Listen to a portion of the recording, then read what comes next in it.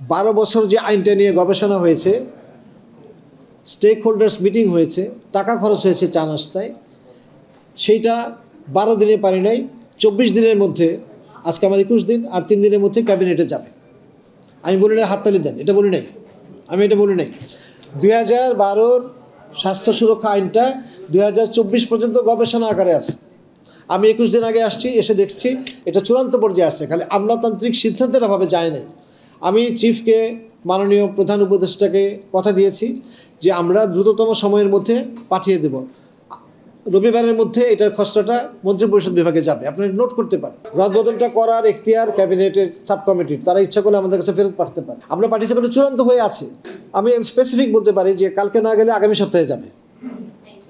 তাহলে আমার কতদিন হলো? 1 মাসের আগে, যেটা 12 বছর গবেষণা করেছে। আমি মনে করি আমার কাছে যতটুকু আসছে, আমার অল্প সময়ে আমি যতটুকু স্টাডি করেছি, আমলাতান্ত্রিক সিদ্ধান্তহীনতার জন্য ক্যাবিনেটে যায় না।